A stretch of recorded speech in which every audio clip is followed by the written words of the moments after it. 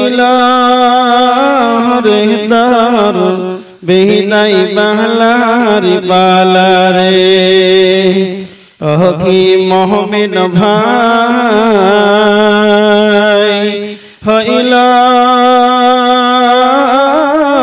দর বালারে ডাকছে রে দর খাওয়ার মাঝি ও মোর মাঝি আমার নবী কমলিওয়ালা রে চাপিস যদি নবীর নাই পার হবি তুই খুশি হয়ে চাপিস যদি নবীর নাই পার হবি তুই খুশি হয়ে ডোবে না রে তোর ভালা কি মুমিন ভাই ইলাহরে দর বিনাই বালারি বালারে বাপ মাকে তুই বাসরে ভালো আল্লাহ তোরে বাসবে ভালো বাপ মাকে তুই বাসরে ভালো ভাল্লাবি রে যেদিন ভাঙবে রে ভবেরি মালা কি মুমিন ভাই ইলাহরে দর বিনাই বালারি বালারে উপস্থিত সম্মানীয় শ্রদ্ধেয় সুযোগ্য সভার সভাপতি মহাশয় স্টেজে উপস্থিত অন্যান্য উলামা ইকরাম সামনে উপস্থিত দিনদার ইমানদার পরেশগার মুসল্লিন ইকরাম সমস্ত তারিফ প্রশংসা একমাত্র আল্লাহ সুবহানাহু ওয়া তাআলা তিনি আজকে আমাদেরকে এত কনকনে শীতের রাত্রিতে আমাদেরকে আসার তৌফিক দান করেছেন তার প্রশংসা করে শেষ করতে পারবো না তাই আমরা সকলেই তার একটি ছোট্ট লজ্জাদারকে সকলেই জোরে একবার প্রশংসা করি সবাই একবার মুখ খোলেন বলেন আলহামদুলিল্লাহ জোরে বলেন একবার আলহামদুলিল্লাহ তারপরে পরে আমাদের ধর্মের গুরু কর্মের নেতা নিষ্পালঙ্ক মহাপুরুষ মহানির্ভেজাল বৈজ্ঞানিক 570 খ্রিস্টাব্দে মামিনার গর্ভে মক্কা নগরে মামিনার লাল নবী মাক্কি নবী মাদানী নবী মুহাম্মদ রাসূলুল্লাহ সাল্লাল্লাহু আলাইহি ওয়াসাল্লামের প্রতি শতকোটি শান্তির ধারা বিবর্ষিত হোক আল্লাহুম্মা সাল্লি আলাইহি আল্লাহুম্মা বারিক আলাইহি আপনাদের সম্মুখে আজকে আলোচনা করব যে মুমিন কিভাবে চিনবেন সবাই যারা মসজিদে সালাত আদায় করছে সবাই কি মুমিন আপনারা তো বিহারের মানুষ কথা বলবেন না বিহারে যাদের বাড়ি ওরা কথা বলবে না চুপচাপ বসে থাকবে কথা বলেন মসজিদের ভিতরে সালাত আদায় করতে যায় সবাই কি মুমিন না একটা উদাহরণ পৃথিবীতে যতগুলো দুধ আছে দুধের রং কি কথা বলেন না কেন কি সাদা আর পৃথিবীর যতগুলো সাদা বস্তু আছে সবই কি দুধ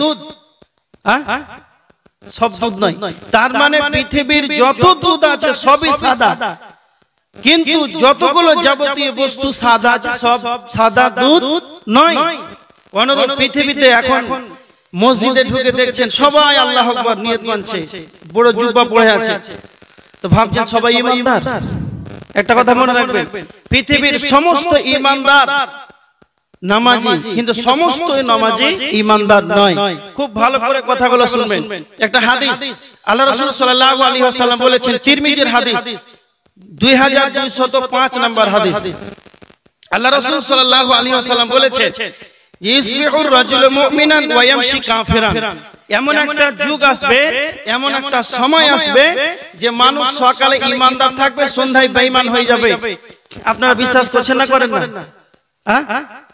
একটা বাস্তব আপনাকে একটা উদাহরণ দিচ্ছি দেখেন একটা কিছুদিন আগে কাঁচা বাদাম ভাইরাল হয়েছিল লকডাউনে খুব ভালো করে শুনেন কাঁচা বাদাম যে ভাইরাল হলো ওই চাচার সঙ্গে একটা মেয়ে ডান্স করে ভাইরাল হয়েছিল জানা আছে সেই মহিলাটা কোথাকার না তো বাংলাদেশে মহিলাটা হচ্ছে মুসলিম পরিবারের মেয়ে, মুসলিম দেশের মেয়ে, মুসলিম হয়ে নিজে একটা চাচার সঙ্গে ডান্স করে ভাইরাল হয়ে গেল। সে এসেছিল কলকাতা চিকিৎসালয়ে চিকিৎসা করার জন্য। কাঁচা বাদাম যখন ভাইরাল হলো, ডান্স করে ভাইরাল হয়ে ইনকাম করে নিল। এটাই আল্লাহ রাসূল সাল্লাল্লাহু আলাইহি ওয়াসাল্লাম বলেছেন, এমন একটা সময় আসবে, এমন একটা যুগ আসবে যে দুনিয়ার সাথে ক্ষণের জন্য এরা ঈমানকে বিক্রি করে দিবে। তো সে তো একজন মুমিন মুসলমান, কি করে ডান্স করে পৃথিবীকে দেখিয়ে সে ইনকাম করতে পারে? আপনি ভাবছেন এটাই হচ্ছে আল্লাহ রাসূল এটাই বলেছেন যে সকালে হবে ঈমানদার, সন্ধ্যায় হবে বেঈমান। আপনি মুমিন কেমন করে চিনতে পারবেন? এটা আপনার উপর আজকে বিষয় থাকবে, আপনাদেরকে দিব। কারা কারা মুমিন, এদের কি গুণ থাকবে? আল্লাহ রাসূল সাল্লাল্লাহু আলাইহি ওয়াসাল্লাম বলেছেন, মুমিন সেই যার দ্বারা মানুষ নিরাপদে থাকে। এখন আমি কিছুদিন আগে নভেম্বরের 21 তারিখ থেকে আমি বাংলাদেশে ছিলাম। তো বাংলাদেশে সত্যিকারই বলে যাচ্ছি, আপনার খবর জানেন কি জানেন না, গাড়ির ভিতরে মোবাইলটা আপনি ব্যবহার করতে পারবেন না, নিরাপদ নয়। কেন? চুরি হয়ে যেতে পারে। আপনি রাস্তায় রাত 1টায় 12টার সময় ঢাকাতে নামেন, কোন জায়গাতে নামেন বাংলাদেশে, একাই যদি আপনাকে পাই তো আপনার গোটা দুনিয়া ধ্বংস করে দেবে। আপনার কাছে যা থাকবে সব পেরে নেবে। সত্যিকারে সেটা হচ্ছে মুসলিম রাষ্ট্র, সেখানে 92% মুসলিম। কেন? তবুও সেইখানে মানুষ নিরাপদ নয়। তা আপনি ভাবছেন যে মুমিন কোথায় আছে? আল্লাহ রাসূল বলেছেন যে মুমিন সেই যার দ্বারাই মানুষ নিরাপদে থাকবে, মুসলমান সেই। আল্লাহ রাসূল সাল্লাল্লাহু আলাইহি ওয়াসাল্লাম বলেছেন, মুসলিমের হাদিস নাম্বার 67, আল্লাহ রাসূল সাল্লাল্লাহু আলাইহি ওয়াসাল্লাম বলেছেন, আল মুসলিমু মান সালিমাল মুসলিমুনা মিন লিসানি ওয়া ইয়াদিহি। প্রকৃতপক্ষে সত্যিকারে মুসলমান সেই ব্যক্তি যার কথার দ্বারাতে, যার মুখের দ্বারাতে, যার হাতের দ্বারাতে অন্যজন মুসলমান কষ্ট না পায়। আজকে আমরা মুসলমান সমাজের মানুষ, এটা মুসলিম সমাজ বলেন তো, আজকে গ্রামবাসী পাড়া প্রতিবেশী মিল আছে? আছে? চায়ের দোকানে বসে গল্প করছে, মুখের দ্বারাতে অন্যজন শান্তিতে চা খেতে পাচ্ছে। এতে চা কাছে ওদিকে আর মাছ মেরে দিয়েছে, ও চা ঝাড়লো না, সোজা চলে গেল, কাজে লেগে গেল। এই জন্য আজকে সমাজটা কোথায় যাচ্ছে দেখেন, এরা মুসলিম নয়। আর একটা কথা শুনেন, আল্লাহ রাসূল সাল্লাল্লাহু আলাইহি ওয়াসাল্লাম বলেছেন, হাদিস আবু দাউদ শরীফের 4918 নম্বর হাদিস, আল্লাহ রাসূল বলেছেন, আল মুমিনু মিরআতুল মুমিন। মুমিন হলো মুমিনের জন্য আয়না স্বরূপ। মুমিন মুমিনের জন্য আয়না স্বরূপ। আল মুমিনু আকুল মুমিন, এক মুমিন আর অপর মুমিন এরা হচ্ছে ভাই। এরা হচ্ছে ভাই ভাই, পারস্পরিক ভাই ভাই, এরা হবে একে অপরের ভাই ভাই। আজকে আমরা ভাই ভাই আছি। এবার দেখেন, এবার আপনাকে একটা কথা বলছি, মুমিন কারা কারা হবে? আল্লাহ সুবহানাহু ওয়া তাআলা বলেছেন, লা ইয়াত্তাখিযুল মুমিনুনাল কাফিরিনা আউলিয়া মিন দুনিল মুমিনিন। সূরা আল ইমরানের 28 নম্বর আয়াত। মুমিন যে হবে, মুমিন যেন অন্য মুমিনকে ছাড়া, মুমিন যেন অন্য মুমিনকে ছাড়া কাফেরদের সঙ্গে যেন বন্ধুত্ব না করে। তার মানে যারা প্রকৃত মুমিন হবে, ঈমানদার যেন ঈমানদারদের সাথেই যেন বন্ধুত্ব করে। নচেত যারা ঈমানদারকে বাদ দিয়ে কাফেরদের সঙ্গে বন্ধুত্ব পাতাবে, তো আমার আল্লাহ বলছেন, ওয়া মাইয়া ফাআল যালিকা, যারা এরকম করবে, ফালাইসা মিনাল্লাহ, তাদের সঙ্গে আল্লাহর সঙ্গে তাদের কোনো সম্পর্ক থাকবে না। এক কথায় যারা ঈমানদার হবে, তারা যেন ঈমানদারদের সঙ্গে, মুমিনের সঙ্গে যেন বন্ধুত্ব করে। যদি কালে মুমিন যদি কাফেরদের সঙ্গে বন্ধুত্ব করে দেয়, তাহলে আল্লাহ বলছেন যারা এরকমটা করবে, তারা আল্লাহর সঙ্গে তাদের কোনো সম্পর্ক থাকবে না। তো মুমিন যে হবে, মুমিনের জন্য আয়না স্বরূপ হবে। মুমিন যে হবে, অন্য মুসলমান যেন তার দ্বারাতে কষ্ট না পায়, এটাই হবে মুমিনের গুণ।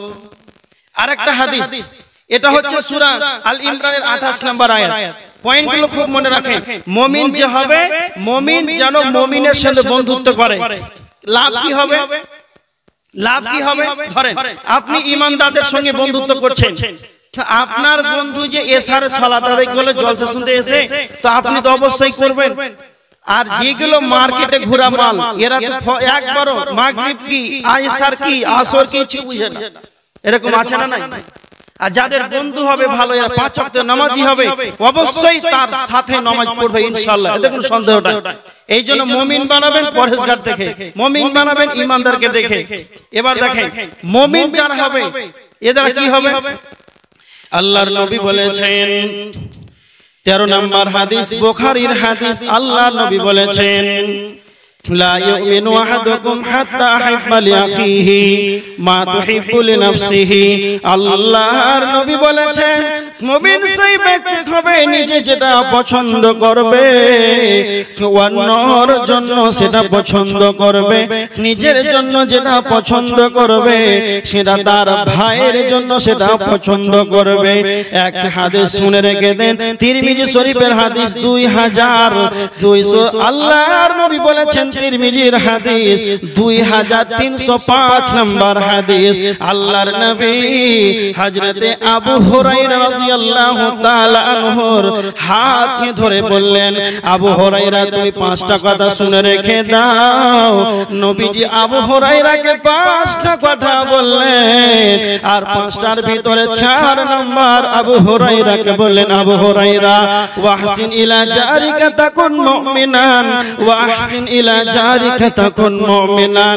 আবু হুরায়রা তুমি তোমার প্রতিবেশীর সঙ্গে সুন্দর আচরণ করবে, তোমার প্রতিবেশীর সঙ্গে ভদ্র ব্যবহার করবে, তাকুন মুমিনান তবে তুমি মুমিন হয়ে যাবে। তুমি যেটা পছন্দ করবে। 5 নম্বর হযরতে আবু হুরায়রাকে বললেন, আবু হুরায়রা তুমি যেটা পছন্দ করবে সেটা তুমি অন্যর জন্য সেটা পছন্দ করবে, তবে তুমি মুসলমান হয়ে যাবে। কার মানে নিজে যেটা পছন্দ করবে, মুমিন যে হবে নিজের জন্য যেটা পছন্দ করবে তার ভাইয়ের জন্য পছন্দ করবে। এটা বুখারীর হাদিস 13 নম্বর হাদিস, আর এটা তিরমিজি শরীফের হাদিস 2305। নিজের জন্য যেটা পছন্দ করবে অন্যর জন্য সেটা পছন্দ করবে। এবার দেখেন যদি কালে আপনি আপনার ভাইয়ের জন্য যেটা পছন্দ করবেন অন্যর জন্য সেটা যদি পছন্দ করেন, এলাকাতে গ্রামে বাড়িতে ট্রেনে যেখানে থাকবেন এই রকম হাদিসগুলো যদি ফলো করে চলেন তাহলে কোথাও যেন বিচ্ছিন্ন হবে না, কোথাও যেন ঝামেলা হবে না, এদের সঙ্গে যেন মেল মহব্বত থাকবে। হাদিসগুলো যদি আমরা মেনে চলি, আমি যেটা পছন্দ করব, আমার আব্বা আমাকে যে জমিটা দেবে আমার ভাইয়ের যে জমিটা দেবে, আমি যেন ওই ভালো জায়গাটাকে নিয়ে নেব, আমার ভাইটাকে সেই জোলার জমিগুলো দিয়ে দেব, পানি ধরে থাকবে সারা বছর। এই রকম যেন আমার নিয়ত না হয়। যদি কালে এই রকম মেল মহব্বত আপনার ভিতরে থাকে, সেটা হবে বাড়িতে, সেটা হবে গাড়িতে, সেটা হবে এয়ারপোর্ট স্টেশনে, প্লেনে, আকাশের উপরে, তবে কোনোদিন পশ্চিম কালেও মুমিনের সঙ্গে কোনোদিন বিবাদ হবে না। পশ্চিম কালে কোনোদিন বিবাদ হবে না। দুটা পয়েন্ট যদি মেনে চলে, এক, আপনি যেটা পছন্দ করছেন সেটা যদি আপনার ভাইয়ের জন্য পছন্দ করেন, নিজের মুখ খুলে বলেন এই ভাই ভাই কোপাকপি হচ্ছে, মারপিট হচ্ছে, এটা হচ্ছে না হয় না বর্তমান সময়? কেন হচ্ছে বলেন তো? একটাই শুধু কারণ, কি না তো যে ভালোটা নিয়ে নিচ্ছে ছোটটাকে খারাপ দিচ্ছে, ছোটটা ভালো নিচ্ছে না ও বড়টাকে খারাপ দিচ্ছে। এই সমপরিমাণ ভাগ না করার কারণে, কম বেশি করার কারণে নিজে যেটা পছন্দ করছে ভাইয়ের জন্য করে না, এই জন্য মারপিট হচ্ছে। হাদিসকে ফলো করে চলতে হবে। এবার দেখেন মুমিন কি হবে? আল্লাহ বলেছেন সূরা তাহরিমের 6 নম্বর আয়াত, ইয়া আইয়ুহাল্লাযীনা আমানু কু আনফুসাকুম ওয়া আহলিকুম নারা। আল্লাহ বলেছেন হে ঈমানদারগণ, তোমরা নিজে জাহান্নাম থেকে বাঁচো এবং তুমি তোমার আহাল পরিবারকে জাহান্নাম থেকে বাঁচাও। আল্লাহ কেন ঈমানদারকে নিজে জাহান্নাম থেকে বাঁচতে বললেন, আহাল পরিবারকে কেন জাহান্নাম থেকে বাঁচতে বললেন? এবার দেখেন একজন ঈমানদার কোনদিন পশ্চিম কালেও নিজে জাহান্নাম থেকে বেঁচে নিজের আহাল পরিবারকে জাহান্নামে যেন ঠেলে দিতে পারে না। আপনাদেরকে বলতে চাই কেন আল্লাহ আহাল পরিবারকে জাহান্নাম থেকে বাঁচার কথা বললেন? একটা বয়স্ক মানুষ, একজন হাজী সাহেব 70-80 বছর বয়স, 50-60 বছরের বার্ধক্য মানুষ, ফজরের 2 ঘন্টা আগে উঠে যায়, কোন কোন শীতের রাত্রিতে কোন কোন পানিতে ওযু করে মসজিদের ভিতরে 8 রাকাত তাহাজ্জুদের সালাত আদায় করে, ফজরের 2 রাকাত সালাত ফজরের আগে সে আদায় করে। কেননা রাকাতুল ফজর খায়রুম মিনাদ দুনিয়া ওয়া মা ফিহা। কেউ যদি ফজরের সালাত 2 রাকাত সুন্নাত যদি ফরজ সালাতের আগে যদি আদায় করে নাই, আসমান জমিনে যা আছে সকলের চাইতে সবচাইতে দামি হলো ফজরের 2 রাকাত সুন্নাত। একজন হাজী সাহেব তাহাজ্জুদ পড়ল 8 রাকাত, 2 রাকাত সুন্নাত ফরজ সালাতের আগেই পড়ে দিল, ফরজ নামাজ পড়ে চলে গেল, এবার বাড়িতে গেল। 15 বছরের 20 বছরের 28 বছরের পাক্কা নবজওয়ান ছেলে আব্দুল সাত্তার, আব্দুর রহমান, আব্দুল গাফফার হাজী সাহেবের ছেলে ঘুমিয়ে আছে। জরিনা, সখিনা এরা যেন খবর একজন খাটে যেন শুয়ে আছে, তাদের বয়স 18 20। এরা যুবক যুবতী যাদের উপরে 12 বছর পার হয়ে গেলে সালাত ফরজ, এমন ছেলে শুয়ে আছে 3 বরং 36 পার হয়ে যায়। হাজী সাহেব একবার মুখে উচ্চারণ করে বলল না, আব্দুল সাত্তার রে বেটা ফজরের সালাত আদায় কর। ফজর হয়ে গেল। একটা কথা মনে রাখবেন, নিজে জাহান্নাম থেকে বাঁচার জন্য গভীর রজনীতে উঠে গেলে, নিজে জাহান্নাম থেকে বাঁচার জন্য তাহাজ্জুদ আদায় করলেন, ফজরের নামাজ ফরজ আদায় করলেন, কিন্তু পশ্চিম কালেও নিজের ছেলেদেরকে বললেন না, নিজের মেয়েটাকে বললেন না, নিজের পরমা স্ত্রীটাকে বললেন না। আল্লাহর নবী বলেছেন, যেই ব্যক্তি নিজে জাহান্নাম থেকে বাঁচবে আর আহাল পরিবারকে জাহান্নামের দিকে ঠেলে দেবে, এরা কোনোদিন মুমিন হতে পারে না। তাই আল্লাহ সুবহানাহু ওয়া তাআলা বলেছেন, হে ঈমানদারগণ, তুমি নিজে জাহান্নাম থেকে বাঁচো এবং তুমি তোমার আহাল পরিবারকে জাহান্নাম থেকে বাঁচাও। নচেৎ কিয়ামতের ময়দানে, যেই দিন কিয়ামতের ময়দানে বিচারের কাঠগড়ায় যখন দাঁড় হবে, আল্লাহর নবী বলেছেন বুখারীর হাদিস, কুল্লুকুম রাঈন আলা কুল্লুকুম রাঈন ওয়া কুল্লুকুম মাসউলুন আন রাইয়াতিহি। এক একজন প্রত্যেকজন হলো দায়িত্বশীল, আর এক একজনকে এক একজনের দায়িত্ব সম্পর্কে জিজ্ঞাসা করা হবে। আর রাজুলু রাঈন ফি আহলিহি ওয়া হুয়া মাসউলুন আন রাইয়াতিহি। আর রাজুলু রাঈন ফি আহলিহি ওয়া হুয়া মাসউলুন আন রাইয়াতিহি। একজন পরিবারের অভিভাবক হলো তার আব্বা। আপনার 5টা ছেলে আছে, 2টা মেয়ে আছে, 7 জন। আপনার স্ত্রী আছে হলো 8 জন। এই 8 জনের অভিভাবক হলেন আপনি। আপনি তার পিতা, আপনি তার স্বামী।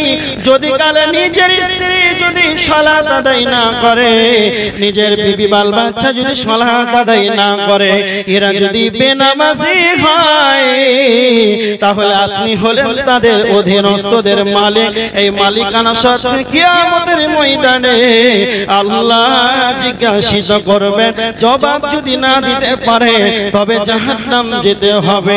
এই জন্য আল্লাহ বলেছেন, নিজে জাহান্নাম থেকে বাঁচো এবং তুমি তোমার আহাল পরিবারকে জাহান্নাম থেকে বাঁচাও। পয়েন্টগুলো খুব মনে রাখেন। পয়েন্ট দিয়েছিলাম, মুমিনের জন্য আয়না শুরু। খুব ভালো করে দেখেন, মুমিনের জন্য আয়না শুরু। 2, মুমিন যে হবে মুমিনের সঙ্গে বন্ধুত্ব করবে। মুমিন যে হবে নিজের ভাইয়ের জন্য যেটা পছন্দ করবে, নিজের জন্য সেটা পছন্দ করবে, অন্যের জন্য সেটা পছন্দ করবে, নিজে জাহান্নাম থেকে বাঁচবে এবং তার আহাল পরিবারকে জাহান্নাম থেকে বাঁচাবে।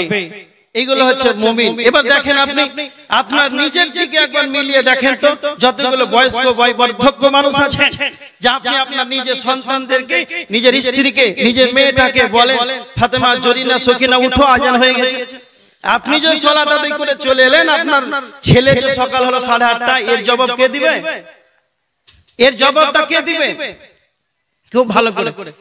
এবার দেখেন একটা হাদিস মুমিন সম্পর্কে, ইবনে মাজাহ শরীফের হাদিস, 4259 নম্বর হাদিস, 4259 নম্বর হাদিস।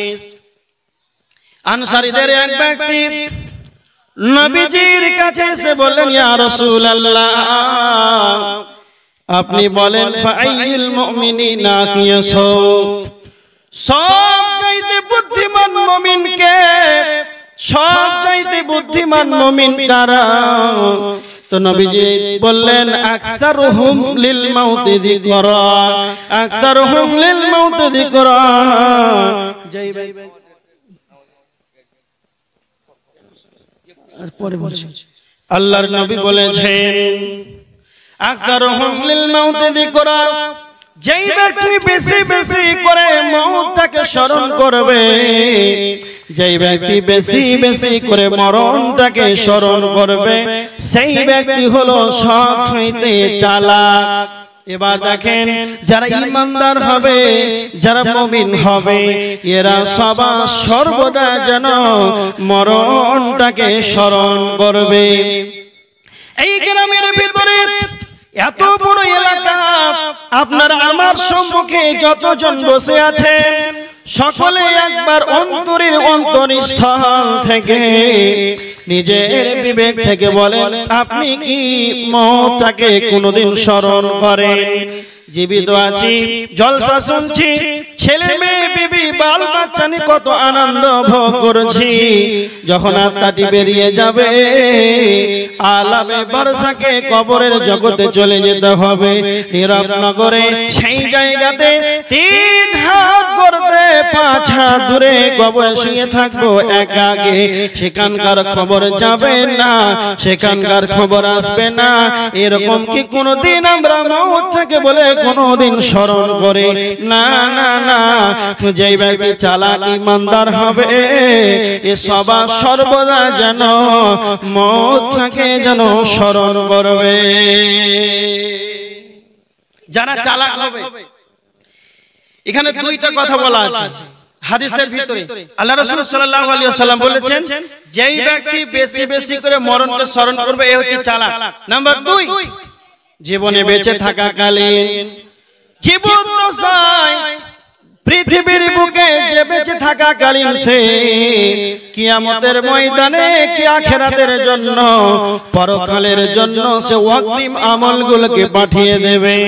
আজকে আপনাদের এই গাহার জলসার সভা উন্নতি কল্পে যে দান দিয়ে দেবে, যেই ব্যক্তি দান খয়রাতের মাধ্যমে বেশি বেশি করে সুন্নাত নফল ফরজ সিয়ামের মাধ্যমে কেউ যদি বেশি বেশি করে আমলগুলোকে পরকালের জন্য যে পাঠিয়ে দেবে, সেই ব্যক্তি হলো সব চাইতে চালাক।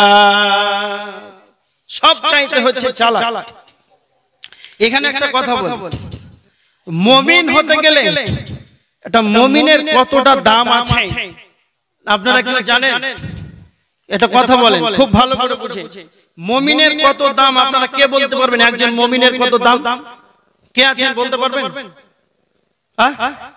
কেউ আছে? কেউ একজন বলেন। বিহার না, কেউ মুখ খুলবে। কি বলছি জিজ্ঞাসা করছি, শুনতে পাচ্ছেন না? একটা মুমিনের কত কোটি টাকা দাম জানা আছে? দেখে লেগা বক্তা সাহেব বল, টাকা দিয়ে লেছি যা বলে বলবো, আমরা কাছে কেউ টাকা দেবে না। আরে কথা বলে না কেন? বুঝার সুবিধা হবে, আপনারই বুঝতে সুবিধা হবে। একটা মুমিনের কত কোটি টাকা দাম? কত জানা আছে? জানা নাই? দেখেন আমি বলছি কত কোটি টাকা দাম। এই চুপচাপ বসো, এই বাবু বসো। একটা মুমিনের কত কোটি টাকা দাম? কত দাম দেখেন। আচ্ছা, পৃথিবীতে কতটি রাষ্ট্র আছে জানা আছে? দেশ কতটি আছে জানা নাই? কেউ বলছে 257, কেউ বলছে 200, আর 200টাই ধরে। 200টা পৃথিবীতে দেশ আছে। এবার দ্বিতীয় আমার প্রশ্ন হলো, আপনারা বলেন কিয়ামত কোন দিনে হবে? সেই বারের নাম বলেন, জানা আছে? কি বারে কিয়ামত হবে? শুক্রবার। মাশাআল্লাহ, মুখ তো খুলেছে। 5 টাকা লাগলে দেব ইনশাআল্লাহ। তাহলে শুক্রবারের দিন কিয়ামত হবে। বুঝেন খুব ভালো করে। বৃহস্পতিবারের রাতে যদি কালে 200 দেশের প্রধানমন্ত্রী আল্লাহকে বলে, উদাহরণ দিচ্ছি, ভাবিয়েন না যে বুখারী মুসলিমের হাদিস, 200 দেশের প্রধানমন্ত্রী আল্লাহকে বলছে যে মানে শুক্রবারে কিয়ামত হবে, আর বৃহস্পতিবারের রাতে আল্লাহকে বলছে, আল্লাহ আমাদের যত সোনা দানা হিরে মণি মানিক্য টাকা পয়সা ধন সম্পদ যা আছে 200টা দেশে যত সম্পদ আছে সমস্ত কিছু দিয়ে দিব আল্লাহ কিয়ামত করিয়েন না। কথা বলেন, কথা শুনবেন শুনবেন না? খুব ভালো বুঝতে পেরেছেন। এবার দেখেন হাদিস কি বলছেন, তিরমিজি শরীফের হাদিস 2207 নম্বর হাদিস। আল্লাহর নবী বলেছেন লা তাকুমুস সাআ, ততদিন কিয়ামত হবে না হাত্তা লা ইউকাল ফিল আরদি আল্লাহ আল্লাহ, আল্লাহর জমিনে যতদিন একজন ব্যক্তি যদি আল্লাহ বলার লোক থাকে, তার মানে একজন ব্যক্তি যদি ঈমানদার থাকে, তো ততদিন যেন কিয়ামত হবে না। সারা পৃথিবীর যত প্রধানমন্ত্রী আছে রে, সকলেই যদি বলে দেয় আল্লাহ আপনি তো শুক্রবারের দিন কিয়ামত করবেন, আমাদের 200 দেশে টাকা ধন সম্পদ অরিয়াল সোনা দানা হিরে মণি মানিক্য আমরা সমস্ত কিছুই দিয়ে দেব, আল্লাহ তাদের কথা শুনবেন না, আল্লাহ তাদের কথা নিবেন না, কিয়ামত হবেই হবে। কিন্তু নবীজি বলেছেন যদি কালে একটা ঈমানদার যদি থাকে তাহলে ততদিন যেন কিয়ামত হবে না। তার মানে একটা ঈমানদারের কত দাম, সোনা দানা হিরে মণি মানিক্য টাকা পয়সা পাউন্ড রিয়েল পৃথিবীর যতগুলো আছে রে, সব কিছুরই চাইতে একটা ঈমানদারের তত